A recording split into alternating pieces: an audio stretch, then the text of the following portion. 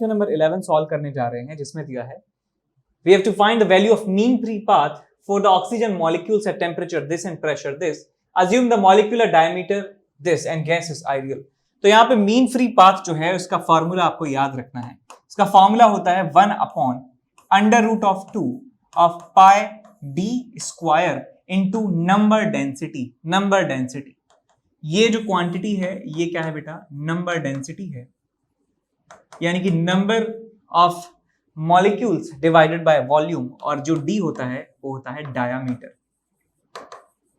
अब हमें number of density जो है यहाँ पे रखनी है कैलकुलेट करके, हमें डायमीटर क्वेश्चन में दिया हुआ है तो बस नंबर डेंसिटी निकाल सकते हैं। नंबर डेंसिटी को लिखेंगे number of molecules divided by volume, और नंबर ऑफ मॉलिक्यूल्स कैसे निकालेंगे?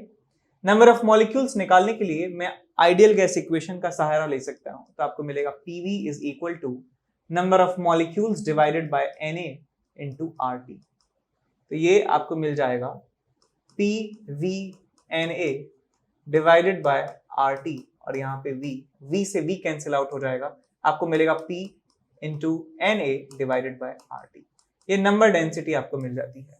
तो हमें प्रेशर दिया हुआ है, प्रेशर कितना है? प्रेशर को पास्कल में लिखना है, ऐसा यूनिट में 1.01 इंटू 10⁵।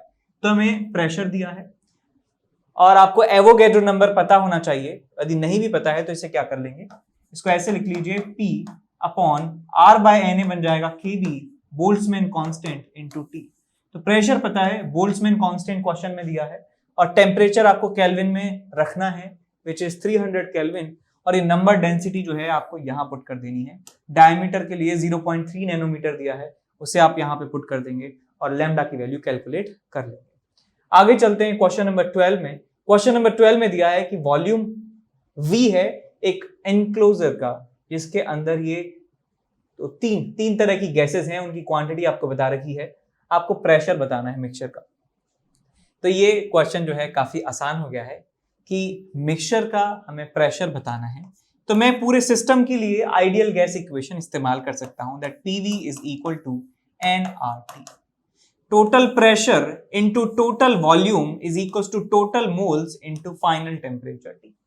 तो प्रेशर हमें निकालना है, इनटू वॉल्यूम कितना है पूरे एनक्लोजर का V is equal to number of moles कितने हैं, तो 16 ग्राम ऑक्सीजन है प्लस 28 ग्राम नाइट्रोजन है प्लस 44 ग्राम CO2 है, और ये नंबर ऑफ मोल्स हो गए इंटू R इंटू T।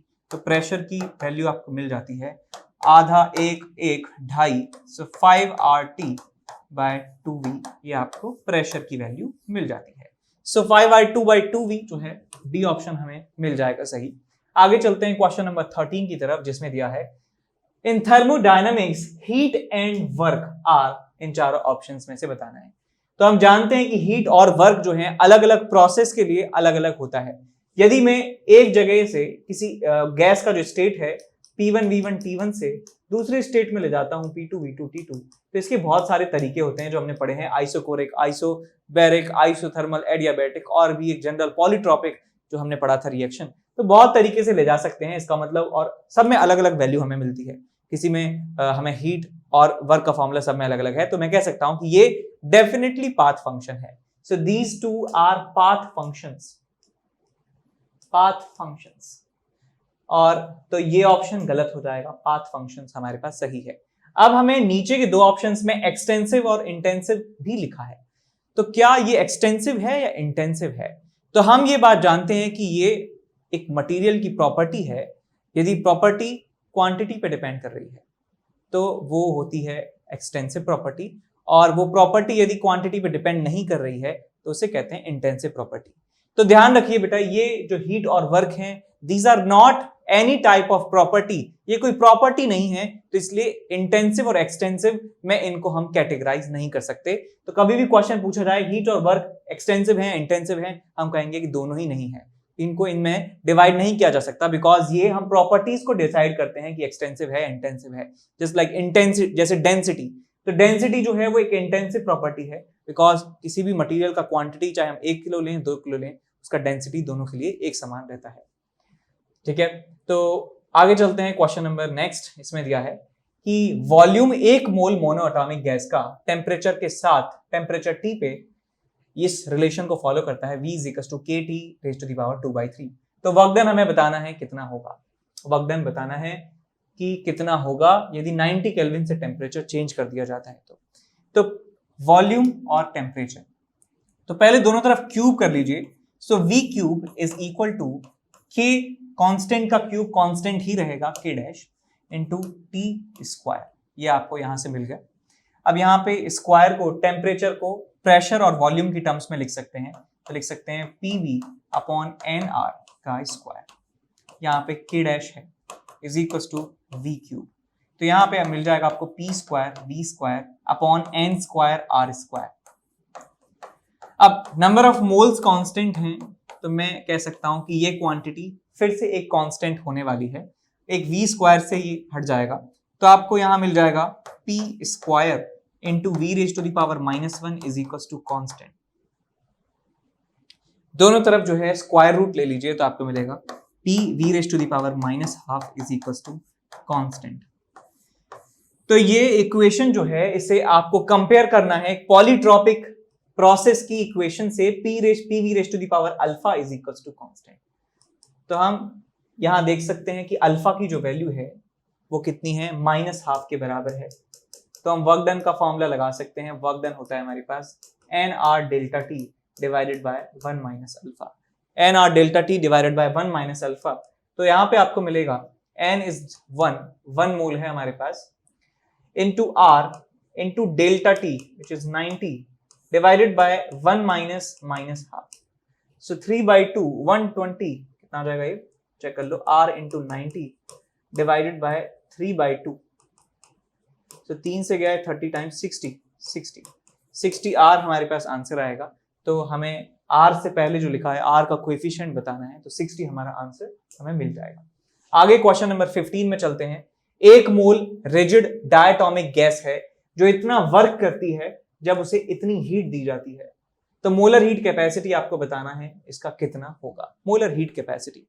तो यहां आप देखिए बेटा, Q/5 आपके पास है वर्क और हीट दिया है आपको Q, तो मैं यहां पे फर्स्ट लॉ ऑफ थर्मोडायनेमिक्स लगा सकता हूं that Q is equal to W plus delta U। तो यहां से Q दिया है, ये Q/5 दिया है, ये डेल्टा U दिया है, तो डेल्टा U आपको मिल जाता है कितना, 4Q/5, 4Q/5, ये आपको डेल्टा U की वैल्यू मिल जाती है। तो इसे मैं लिख सकता हूं कितना, F/2 NR डेल्टा T इसे लिखा जा सकता है। तो F/2 मोनोएटॉमिक गैस है, डायटोमिक है, तो इसमें F की वैल्यू कितनी होगी आपके पास, 5 के बराबर। सो 5/2 NR डेल्टा T, ये वैल्यू हमें मिल जाती है इसके बराबर। तो यहां से इसे और सिंप्लीफाई कर लेंगे, so 8Q/25 is equal to R into delta T। So R delta T की वैल्यू हमें मिल जाती है 8Q/25। अब मोलर हमें हीट कैपेसिटी निकालनी है। सो मोलर हीट कैपेसिटी का मतलब होता है कि 1 मोल का टेम्परेचर यूनिट डिग्री सेल्सियस बढ़ाने के लिए जितना हीट की आवश्यकता होती है उसे मोलर हीट कैपेसिटी कहा जाता है। इसका फॉर्मूला होता है Q/N डेल्टा T। तो यहां से Q कितना हीट हमने सप्लाई किया है Q के बराबर, और divided by number of moles कितने हैं 1, और डेल्टा T की वैल्यू जो है यहां से आप रख दीजिए 8Q/25R। सो 8Q/25R यहां पे आप रख देंगे, तो Q से Q चला गया, सो 25/8 इंटू R आपको मिल जाएगा मोलर हीट कैपेसिटी। अब ये XR/8 की फॉर्म में दिया है, तो X की वैल्यू आपको मिल जाएगी 25 के बराबर। 25 will be answer. Question number next की तरफ बढ़ते हैं, जिसमें दिया है इंटरनल एनर्जी, प्रेशर, वॉल्यूम एक आइडियल गैस के इस तरह से दिए हैं। तो आपको बताना है कि गैस का जो नेचर है वो कैसा होगा। तो आप ऐसे क्वेश्चंस में क्या कीजिए कि हमें जो इंटरनल एनर्जी का जो फॉर्मूला होता है du is equal to F/2 NR dt या delta U is equal to F/2 NR delta T, हमें इस इक्वेशन को इस फॉर्म में लाना है। तो कैसे आ सकता है कि हम इसे डिफरेंशिएट कर दें दोनों तरफ। तो डिफरेंशिएट करने से पहले मैं PV की जो वैल्यू है उसे NRT के बराबर लिख देता हूं, तो आपको इक्वेशन मिलेगा U is equal to 3NRT plus 4। दोनों तरफ डिफरेंशिएट करेंगे तो आपको मिलेगा du/dt is equal to 3NR plus 0। Time temperature के रिस्पेक्ट में इसे डिफरेंशिएट कर दिया तो आपको मिलता है du is equal to 3NR dt, और इसे लिखा जा सकता है 6/2 nRdt। तो मैंने इस 3 को लिख दिया 6/2। तो ये अब किस फॉर्म में बन चुका है, f/2 nRdt, यहाँ पे 6/2 nRdt। तो इन दोनों को यदि हम कंपेयर कर लेते हैं तो आपको मिल जाएगा f is equal to 6, f is equal to 6। यानी कि कैसी इक्वेशन है, कैसा हमारे पास गैस है, ये पॉली एटॉमिक गैस है। पॉली एटॉमिक गैस की बात यहां पे की जा रही है, पॉली एटॉमिक। अब यदि 5 आता तो डायटोमिक होता, और हो सकता था कि 5 के केस में पॉली एटॉमिक और आपका मोनो एटॉमिक का मिक्सचर हो, तो ये भी पॉसिबिलिटी होती। लेकिन यहाँ पे एग्जैक्ट 6 आ चुका है, इसका मतलब ये एवरेज हो सकता है वैसे पॉली का और मोनो का, लेकिन वो ऑप्शन में नहीं है, तो हम कह देंगे कि ये पॉली एटॉमिक ओनली है।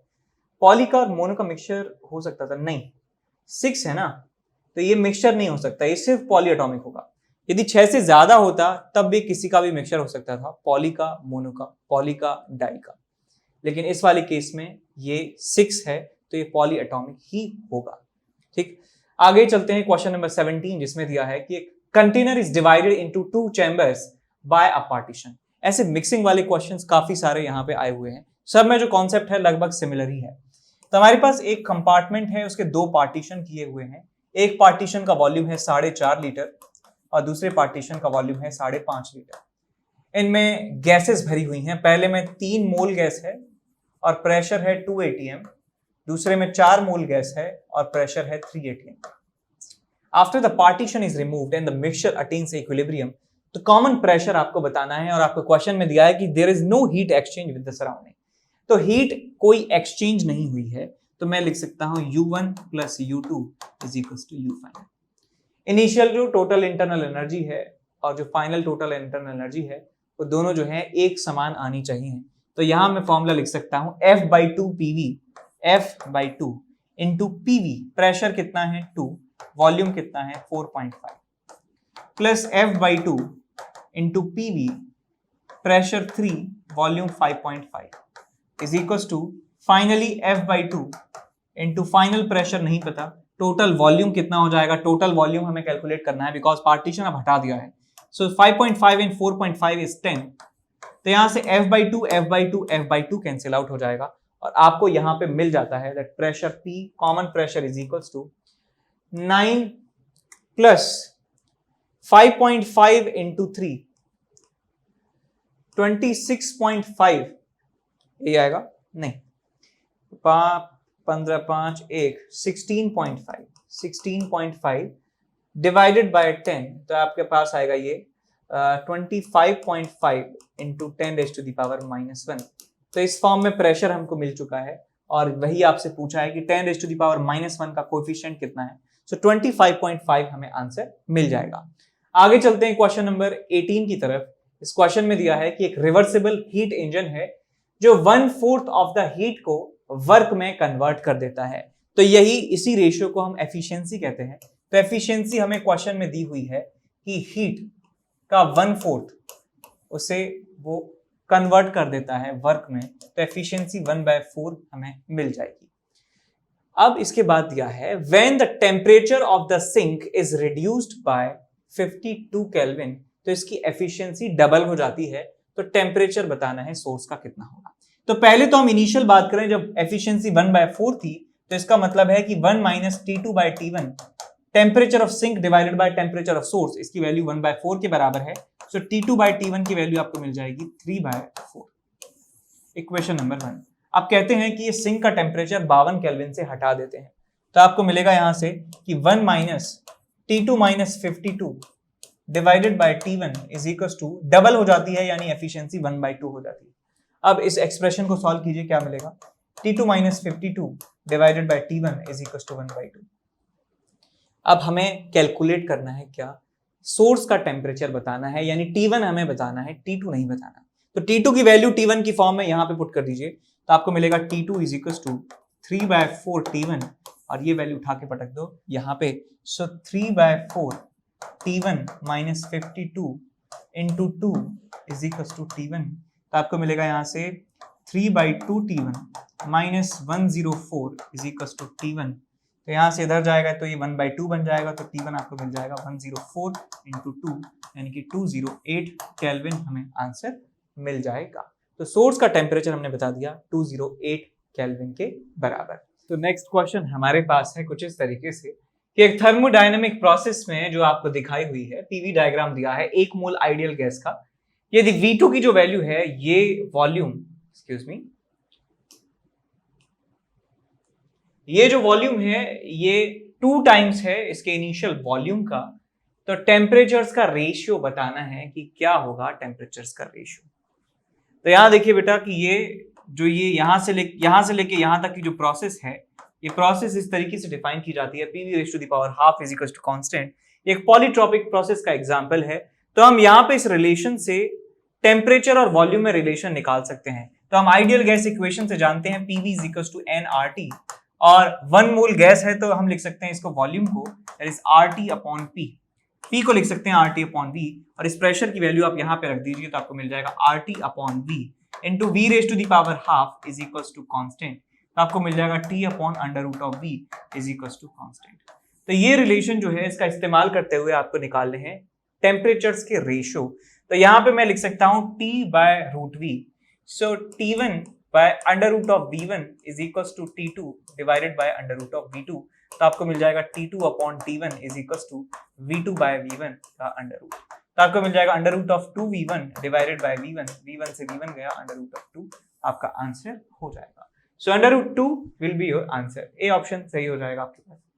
आगे क्वेश्चन नंबर 20 की बात करें जिसमें दिया है in a diatomic molecule the rotational energy at a given temperature obeys Maxwell's distribution. ये बिल्कुल ठीक बात है, फैक्ट की तरह इसे याद रख लें कि जो एनर्जी होती है वो मैक्सवेल डिस्ट्रीब्यूशन फॉलो करती है। स्टेटमेंट नंबर 2 में दिया है in a diatomic molecule the rotational energy at a given temperature equals to the translational kinetic energy of each molecule. ये बात सही नहीं है, क्योंकि जब हम डायएटॉमिक मॉलिक्यूल की बात करते हैं तो हम ट्रांसलेशनल काइनेटिक एनर्जी देखिए किस तरीके से लिखते हैं।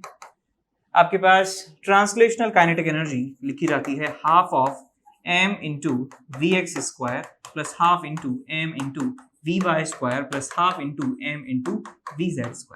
ये लिखी जाती है हमारे पास ट्रांसलेशनल काइनेटिक एनर्जी, और इसे 3 इंटू 1/2 kb इंटू t भी लिखा जा सकता है। इक्विपार्टीशन जो आपका प्रिंसिपल है उसमें हाफ kb इंटू t जो है 1 डिग्री ऑफ फ्रीडम पे आपके पास टोटल एनर्जी होती है, तो यहाँ पे 3 डिग्री ऑफ फ्रीडम है तो हमारे पास 3 इंटू 1/2 kBt मिल जाएगा। लेकिन जब हम रोटेशनल काइनेटिक एनर्जी की बात करते हैं ना, rotational kinetic energy in diatomic molecules, तो वहां पे half Ix into ω(x² plus half into Iy into ω(y)² plus half into Iz into ω(z)², क्योंकि उसका साइज छोटा है तो ये वाला जो आपके पास टर्म है इसको हम 0 के बराबर मान लेते हैं। तो हमारे पास आती है half into Ix ω² plus half into Iy ω², यानी सिर्फ 2 ही डिग्री ऑफ फ्रीडम हमें यहाँ पे देखने को मिलते हैं। तो ये मिल जाएगा आपके पास 2 इंटू 1/2 kb इंटू t। तो यहाँ कह सकते हैं कि ये दोनों जो है आपस में बराबर नहीं है, तो हमारा सेकंड स्टेटमेंट जो है वो गलत हो जाएगा। तो इसमें से हम कौन सा ऑप्शन सही कर देंगे? सी ऑप्शन, कि पहला सही है दूसरा गलत है। आगे चलते हैं क्वेश्चन नंबर 21 की तरफ। एक थर्मोडायनेमिक प्रोसेस है जहां प्रेशर इस तरीके से वेरी करता है, आपको वर्क डन बताना है कि इतने टेम्परेचर चेंज में कितना वर्क होगा।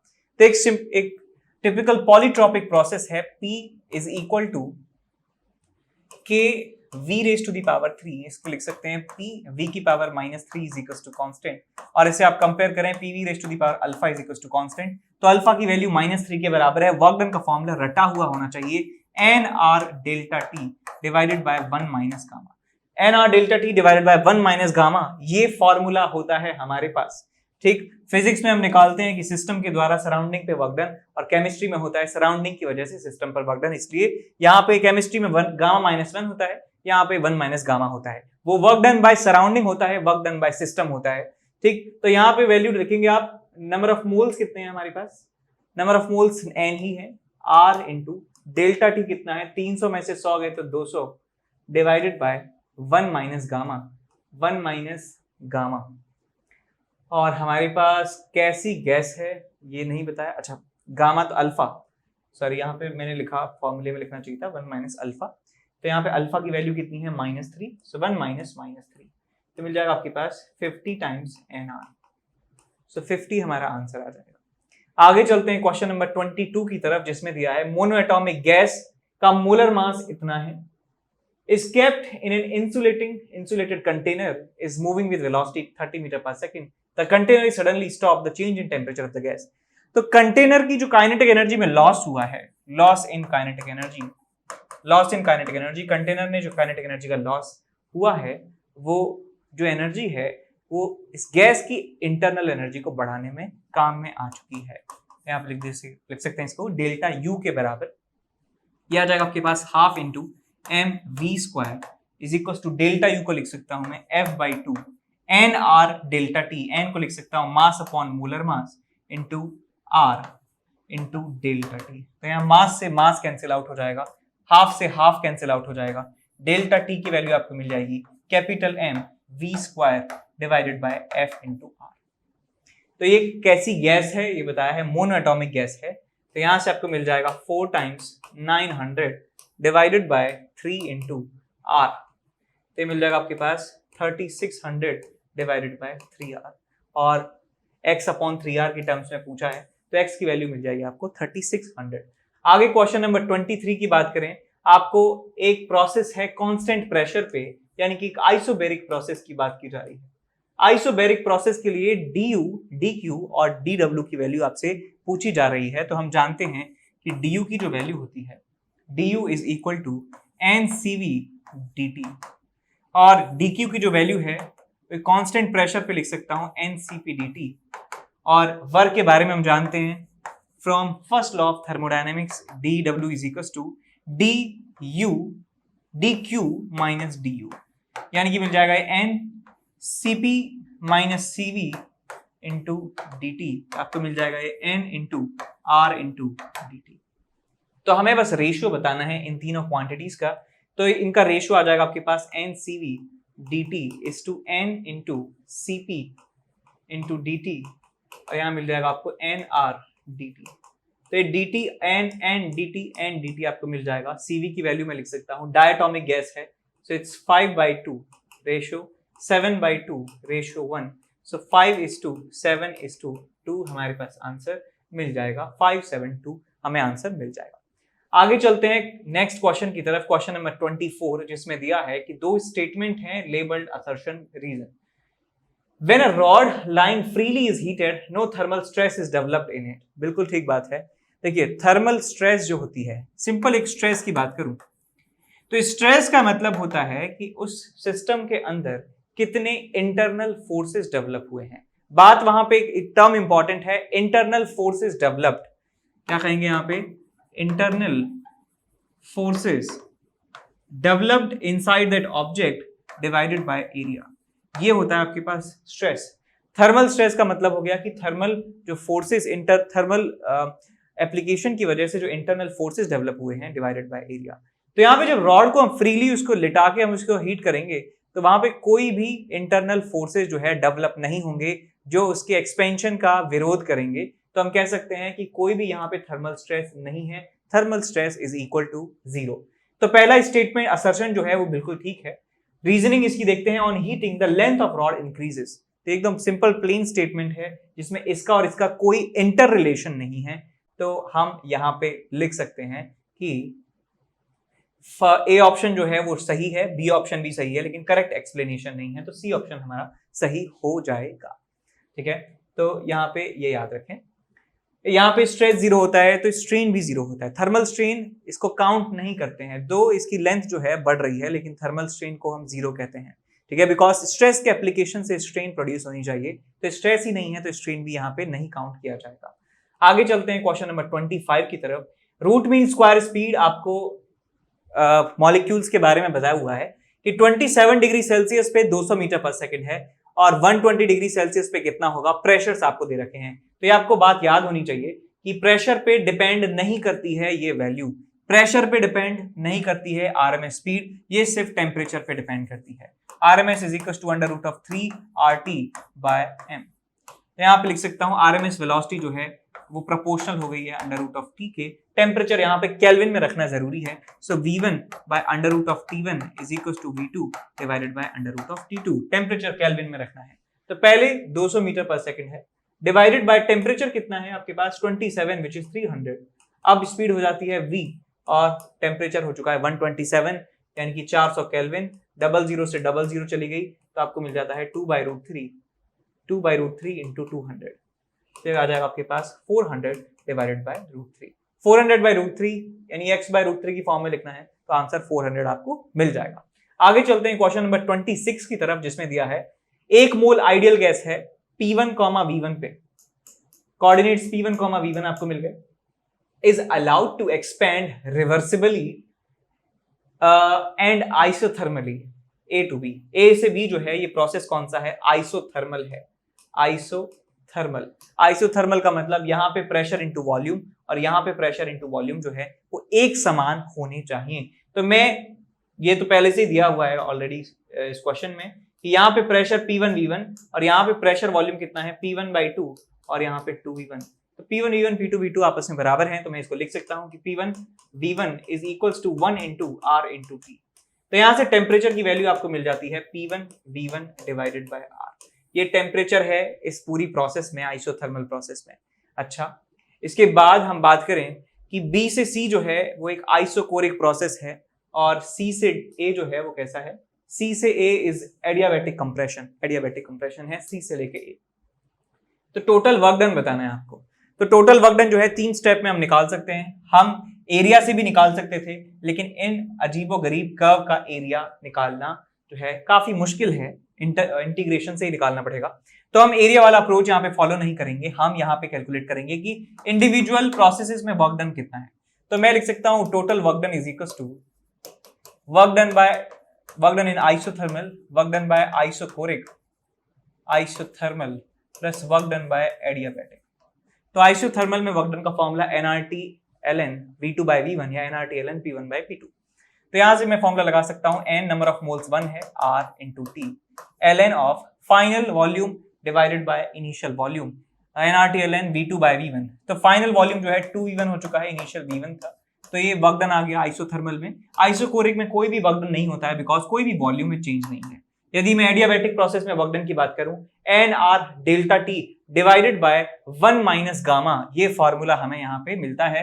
तो यहाँ देखेंगे nR delta T, final temperature minus initial temperature.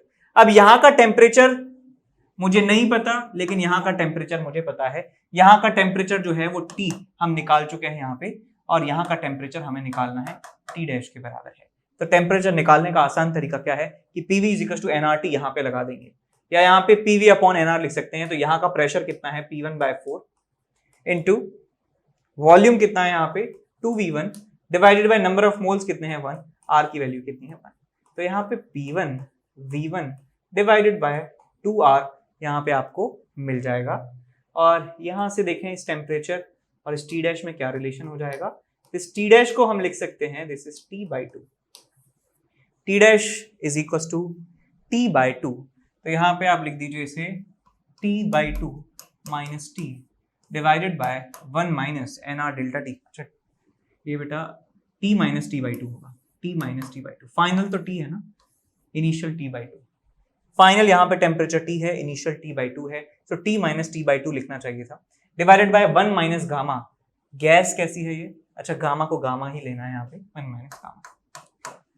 बस इनको आप जोड़ दीजिए तो आपको मिल जाएगा RT ln 2 और plus nRT/2 1 minus gamma. Gamma क्योंकि 1 से ज्यादा होता है तो यहाँ से माइनस को हटा के यहाँ ले आएंगे, सो RT कॉमन ले लेंगे, n की वैल्यू 1 है तो आपको मिल जाएगा ln 2 minus 1/2 times gamma minus 1। तो ये आपको आंसर मिल जाएगा टोटल वर्क डन का। बी ऑप्शन यहाँ पे मैच कर रहा है, ठीक है।